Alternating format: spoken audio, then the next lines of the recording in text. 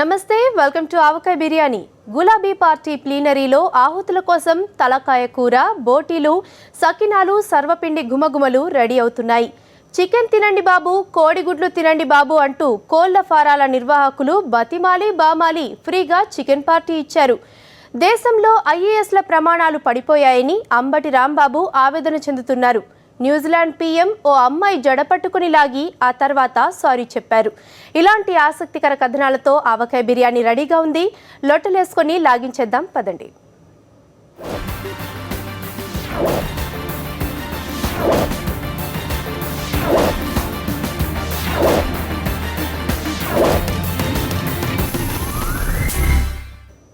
హైదరాబాద్ నగరమంతా గులాబీ జెండాలు రెపరెపలాడుతున్నాయి. గులాబీ పార్టీ ప్లీనరీ సమావేశాల కోసం రాజధాని నగరం ముస్తాబైంది. 3 రోజుల పాటు కొనసాగనున్న ప్లీనరీలో అతిథులందరికీ నవకాయ పిండి వంటలు వండి వార్చడానికి మస్తు ఏర్పాట్లు చేశారు. చవులూరించే విందు భోజనాలతో, సంప్రదాయ వంటకాలతో గుమగుమలాడించడానికి వంటగాలు గరిటెలు పట్టుకొని కసరత్తులు చేస్తున్నారు. ఇక 3 రోజులు పండుగనేరా బై. ఇప్పుడేం పండగరా బాబు, మొన్ననే శ్రీరామనామం వెళ్ళిపోయింది. వినాయక చవితి దాకా పండగలే ఉండవు. మరి నువ్వే పండగ గురించి చెప్తున్నావురా? అరే మా గులాబ్ పార్టీ లేదా తెలంగాణ రాష్ట్ర సమితి, దాని ప్లీనరీ ఉంది కదరా బై. అదా, సిటీ అంతా గులాబీ జెండాలు కట్టేశారేంట్రా అనుకున్నాను. అయితే పండగే. మరి 3 రోజుల పాటు మీటింగులు పెడతారు కదా, ఎంతమంది వస్తారా? అబ్బో మస్తు మంది వస్తారు బై. జనమే జనం అనుకో. ఎక్కడెక్కడి నుంచో కార్యకర్తలు వస్తారు కదా, మరి వాళ్ళందరికీ భోజనాలు ఎలారా? ఏందన్నా గట్లంటావు? పార్టీ పెడుతుంది, గంట దూరంకెళ్ళి వచ్చిన వాళ్ళను పస్తులు పెడతారా అయ్యింది. మరైతే ఏ వెరైటీలు చేస్తారా? పనసపొట్టు కూర చేస్తారా? గుత్తొంకాయ గోంగూర పచ్చడి చేయిస్తారా? ఆంధ్ర నుంచి అరిసెలు తెప్పిస్తారా? పులిహోర దద్దోజనం వండిస్తారా? కాజాలు పాలకోవలు తినిపిస్తారా? గోంగూర మటన్, పీతల పులుసు, చేపల ఎప్పుడు, రొయ్యల కూర చేస్తారా? ఏంద్రా బై, ఇదేమన్నా ఆంధ్రలో పండుగన అయ్యింది? అన్ని గవే చెప్తున్నావు. అందరూ తింటారు కదరా బాబు. ఇవి తింటే మాత్రం అన్ని రకాలు చేస్తారు బై. తలకాయ కూర, సర్వపిండి, సకినాలు, నాటుకోడి పులుసు, టీప్టాయిలరు, గదే బోటి కూర కూడా అంటారు. ఇంతకీ ఈ వంటల సెక్షన్ కి ఇన్ఛార్జ్ ఎవర్రా? ఇంకెవరన్నా మహమ్మద్ అలీ సాబే. మరింకే Mughlai biryani, double ka meetha, paneer butter masala, chicken, mutton కబాబులు అదరగొట్టేస్తారు. తలచుకుంటేనే అబ్బా ఇప్పుడే నూరూరిపోతుందిరా బాబు. అవురా బై, గివిటితోటి పాయ రోటి కూడా చేస్తారు. ఇవన్నీ మధ్యాహ్నం రాత్రిపూట భోజనాలు కనుకో. మరి పొద్దుకాల టిఫినీలు ఏం చేస్తారా? ఇక రోటీ, కిచిడి, మిరపకాయ బజ్జీ కూడా ఉంటాయి బై. అల్లం జీలకర్ర దంచి ఉప్మా పెసరట్లు చేస్తారా? కారపొడి, కొబ్బరి చట్నీ వేసి వేడి వేడి ఇడ్లీ పెడతారా? ఉల్లిపాయ దోశ, దెబ్బ రొట్టి ఏమైనా చేస్తారా? చేస్తారా బై. అయినా అన్ని నాకేమెరక, గా మహమ్మద్ అలీ సాబ్ని అడగాలే. అయితే మొత్తానికి 3 రోజుల పాటు అందరూ కడుపు నిండా భోజనాలు చేస్తారా బాబు? అరే మీటింగులు పెట్టేది తిననీకి కాదురా బై, పార్టీని ఎట్లా డెవలప్ చేయాలని సోంచాయించనీకి. అవునవును, హైదరాబాద్ మున్సిపల్ ఎలక్షన్లు కూడా వస్తాయి కదా, అందుకే మీటింగ్ ఎక్కడ పెట్టినట్లున్నారు. అవునా, ఎమ్మెల్సీ ఎలక్షన్లు కూడా వస్తున్నాయి. ఏం వచ్చినా దేనికైనా మా కేసీఆర్ సార్ అయితే రెడీగానే ఉంటాడు.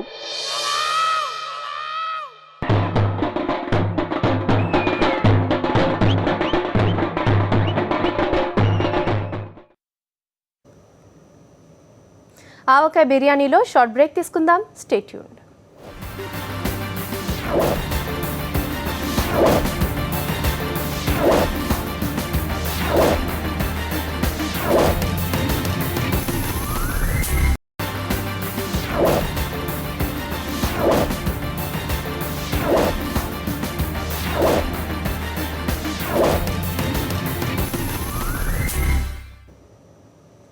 ఓ పెద్ద మనిషి బారుకు వెళ్ళాడు. వెళ్ళి చల్లగా తాగేదేదో తాగిరాక అక్కడ పనిచేసే అమ్మాయి జడపట్టుకు లాగాడు. జడలాగితే బాగుండదు బిడ్డ అని ఆ అమ్మాయి పదే పదే చెప్పినా వినిపించుకోలేదు. చివరకు అంతా యాగి కావడంతో అందరికీ సారీ చెప్పాడు. ఆ పెద్ద మనిషి ఎవరో కాదండోయ్, ఓ దేశానికి ప్రధాని కూడా.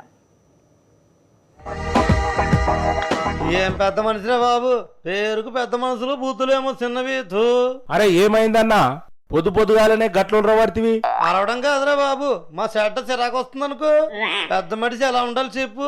అందరికీ బుద్ధి చెప్పాలి.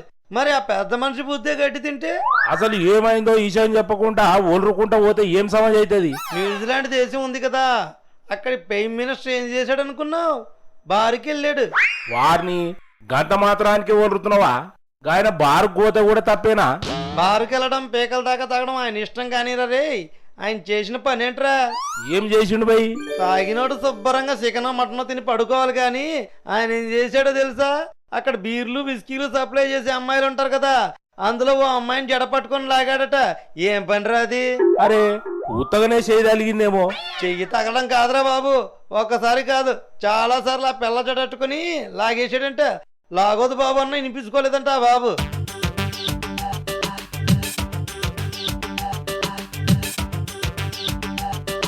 మరి ఆ పోరు ఏం చేయలేదా? ఎందుకు తెలియదు? ఊరికే ఉంటుందా ఏటి? దాన్ని తీసుకెళ్లి ఫేస్బుక్ లో పెట్టింది అంతే. అందరూ థూ థూ ఇలా చేసాడేంటని ప్రైమ్ మినిస్టర్ని ఆడిపోసుకున్నారు. మరి ఆ ప్రైమ్ మినిస్టర్ ఏమంటున్నారు రా బై? ఇంకేమంటాడు? నేను కావాలని లాగలేదండి బాబు, ఊరికే ఆశకలికి లాగాను అని లెంపలేసుకుని సారీ చెప్పాడట. మరి ఇంకేందన్నా, సారీ చెప్పిండు కదా. అడుగు తొక్కడం ఎందుకు, కాలు కడుక్కోవడం ఎందుకు? బుద్ధి ముందే ఉండాలి కదరా బాబు.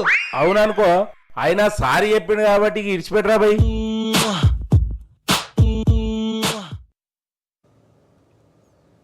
గ్యాస్ సబ్సిడీ వదులుకుంటున్నట్లు రిలయన్స్ అధినేత అనిల్ అంబానీ ప్రకటించారు. తనతో పాటు తన సంస్థలో పనిచేస్తున్న 1,00,000 మంది ఉద్యోగులు కూడా సబ్సిడీ వదులుకోవాలని ఆయన పిలుపునిచ్చారు. అయితే ఇంతకాలం అసలు అంబానీ సబ్సిడీ తీసుకోవడమే దారుణమంటున్నారు మేధావులు. మోదీ చెప్పకముందే అంబానీ వంటి వారు రాయితీలకు దూరంగా ఉంటే బాగుండేదని వారంటున్నారు. అన్నా, గా అనిల్ అంబానీ చాలా మంచోడనా? సడన్ గా అనిల్ అంబానీ ఎందుకు గుర్తుకొచ్చాడు రా బాబు? ఆయన ఎందుకు మంచాడయ్యా నీకు? అరే ఎంత డబ్బున్నా మంచి దిల్ కూడా ఉండాలన్నా. అంబానీకి గా దిల్లుంది, అందుకే గాయన మంచోడన్నా. అంబానీ మనసులోకి ఎప్పుడు దూరేవరా బాబు? ఎంతకీ ఏం చేశాడేంటి అంబానీ బాబు? మరేం లేదురా బాయ్, ప్రైమ్ మినిస్టర్ మోడీ సాబ్ చెప్పిండు కదా, భరాయించగలిగిన వాళ్ళు గ్యాస్ సబ్సిడీ వదులుకుంటారా బాయ్ అని చెప్పిండు కదా. అవునరా బాబు చెప్పాడు, కానీ మన బట్టి వాళ్ళం ఎలా వదులుకోగలం రా బాబు? మనం కాదురా బాయ్, అంబానీ ఏం చేసిండు అనుకున్నావు? నాకు ఈ రోజు సంది గ్యాస్ సబ్సిడీ వద్దే వద్దు, సబ్సిడీ లేకుండానే గ్యాస్ కొంటాను రా బాయ్ అని చెప్పిండు. ఎంత మంచి పని చేసిండో చూడనా. అందరూ అంబానీ లెక్క ఉండాలి. ఏంటి అంబానీ గ్యాస్ సబ్సిడీ ఇక నుంచి వద్దన్నాడా? అవురా బాయ్, పేపర్లలో చూడలేదా నువ్వు? చూడలేదు, కానీ నాకు తెలియక అడుగుతారా, ఇంతకాలం అసలు అంబానీ ఎందుకు సబ్సిడీ తీసుకున్నాడ్రా? గదేంద్రా బాయ్, అందరు తీసుకున్నారు, గాయన తీసుకున్నాడు. అది కాదురా, అంబానీ అంటే ఏంటనుకున్నావు? ఆయన ఇల్లు కానీ చూసావు ఎప్పుడైనా? లేదురా బాయ్, ఓ 4 గదులు ఉంటాయి గాయన ఇంట్లో. 4 గదులా? నీ బుర్రని ఎలకలు తొలిచేయ్యా, చెప్పడం ఎందుకులే కానీ ఆయన ఇల్లు నువ్వే చూడు, సరిగ్గా కళ్ళెట్టుకొని చూడు. మరి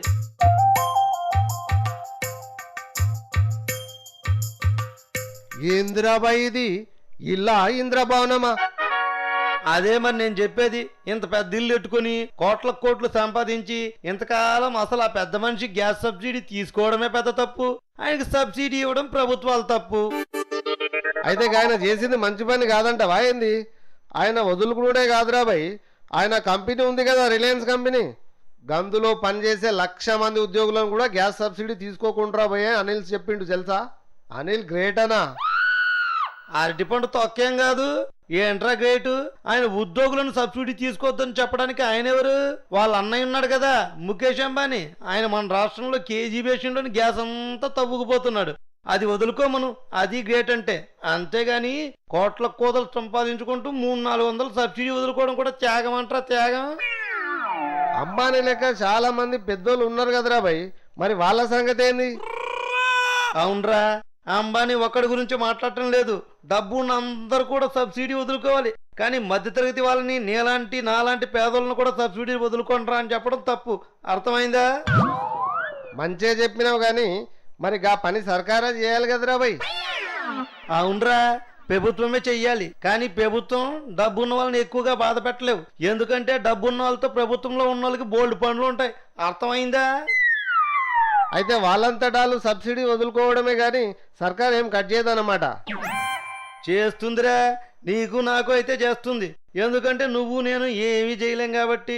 అదే డబ్బున్నోళ్ళు అనుకో, ఎలక్షన్లకు ఖర్చులు ఇవ్వరు, అందుకే వాళ్ళంటే ప్రభుత్వాలకు అంత ప్రేమ.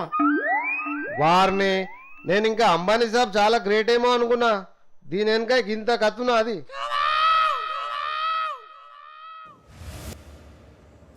చంద్రబాబు నాయుడు ఏ దేశమేగినా తెలుగుదేశం పరువు తీసేస్తున్నారంటూ వైఎస్ఆర్ కాంగ్రెస్ పార్టీ నేత అంబటి రాంబాబు ఆందోళన చెందుతున్నారు. ఆంధ్రప్రదేశ్ను అవమానించడం మానుకోవాలని ఆయన సలహా ఇస్తున్నారు. చంద్రబాబు నాయుడుకి ఏదో తేడా చేసిందని అంటున్న అంబటి వెంటనే దాన్ని సరిచేసుకోవాలని సలహా ఇస్తున్నారు. మన రాజధాని నిర్మించుకోవడానికి మన దగ్గరే ఎందరో అనుభవజ్ఞులైన నిపుణులు ఉండగా విదేశాలపై ఎందుకు ఆధారపడుతున్నారంటూ అంబటి నిలదీస్తున్నారు. ఏంటంటే రాంబాబు గారు, ఏంటి విశేషాలు? అంతా బాగున్నారా?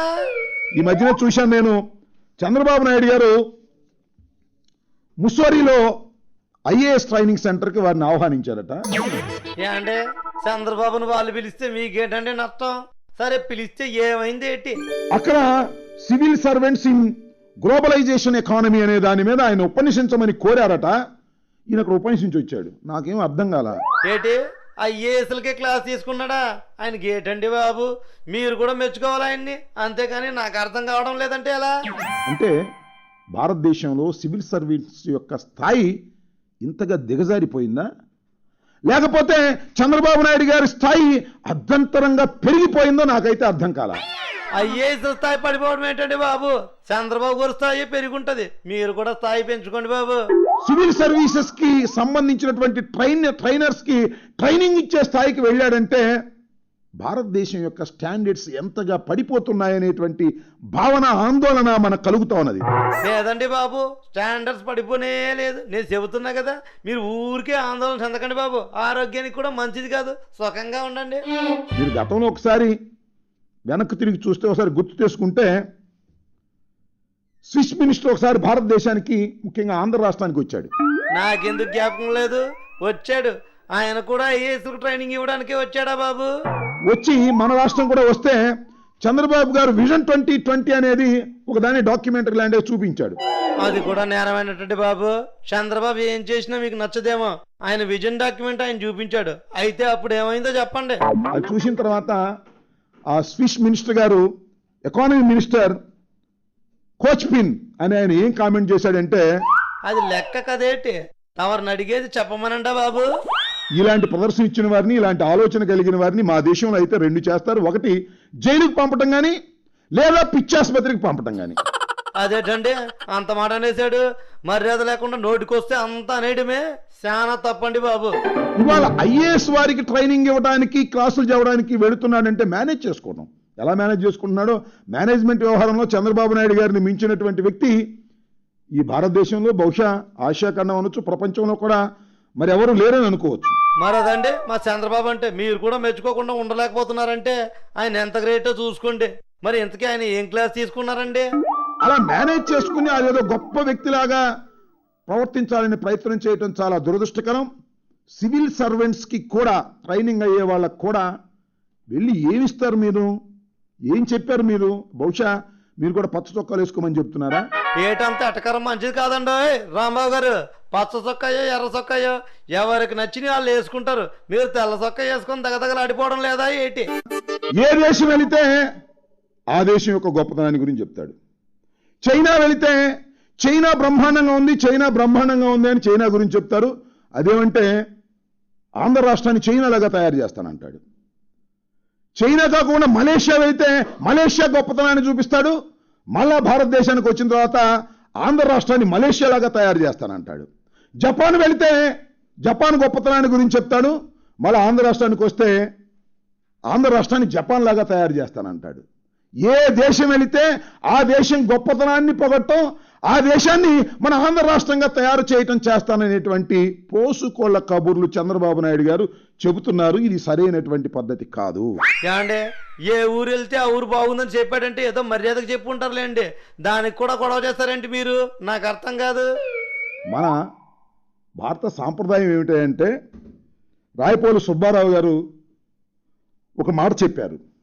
ఏ దేశం ఎగినా, ఎందు కాలిడినా, ఏ పీఠమెక్కినా, ఎవరేమనినా పొగడరా నీ తల్లి భూమి భారతిని, నిలుపురా నీ జాతి నిండు గౌరవాన్ని అంటే మన చంద్రబాబు నాయుడు గారు తెలుగుదేశం కదా, ఈయన తీసుకెళ్ళి తెలుగు వాళ్ళని తీసుకెళ్ళి అక్కడ తాకట్టు పెట్టి చైనా గొప్పతనాన్ని, మలేషియా గొప్పతనాన్ని, సింగపూర్ గొప్పతనాన్ని, జపాన్ గొప్పతనాన్ని చెప్పడం తప్ప తెలుగువారి గొప్పతనాన్ని చెప్పేటటువంటి పరిస్థితిలో చంద్రబాబు గారు లేకపోవటం చూస్తే చాలా బాధేస్తుంది. అవునండి బాబు, సుబ్బారావు గారు మరి చంద్రబాబు చెప్పలేదేమో ఈ విషయం. చెబితే చంద్రబాబు మాత్రం ఎందుకలా చేస్తాడండి బాబు? అర్థం చేసుకోండి బాబు. అర్థం చేసుకోక ఊరికే మీరు బాధపడిపోతారేంటి? ముఖ్యమంత్రిగా పరిపాలన చేస్తున్నాము చంద్రబాబు నాయుడు గారు, ఎక్కడో ఏదో తేడా ఉంది చంద్రబాబు నాయుడు గారు, కాస్త దయచేసి ఆ తేడాన్ని సరిచేసుకోండి. ఏంటి తేడా ఉందా? సరి చేసుకోవాలా ఏంటి? మీరు లాయరా లేక డాక్టరా? అది చెప్పండి ముందుకాల. పాపం చంద్రబాబు ఏమో మన రాజధానిని విదేశాలకు తీసుకుపోకుండా కట్టిద్దాం అనుకుంటుంటే మీరేమో ఆయన ఆడిపోసుకుంటున్నారు. ఏమీ బాగాలేదండి బాబు. మనకేంటో మన రాజధాని నిర్మాణం చేయటం కోసమే అసలు చైనా పుట్టినట్టు, మన రాజధాని నిర్మాణం చేయటం కోసమే సింగపూర్ ఉద్భవించినట్టు, మా రాజధాని నిర్మాణం కోసమే వాళ్ళందరూ నిరంతరం పనిచేస్తున్నట్టు పోసుకోళ్ళు మాటలు, విచిత్రమైన మాటలు, వికృతమైన మాటలు చెప్పే చంద్రబాబు నాయుడు గారు కాస్త దిగి మాట్లాడండి. ఇది తెలుగుదేశం పార్టీ పేరు పెట్టుకొని విదేశాల గొప్పతనాన్ని చెప్పేటటువంటి నీచమైన సంస్కృతిని కాస్త తగ్గించండి బాబు గారు. సర్లేండి, ఇక మీరు వినట్లేరు. చంద్రబాబును ఏదో ఒకటి అనకుండా మీరు ఉండలేరు. మరి ఉంటానులేండి, మరి వస్తా.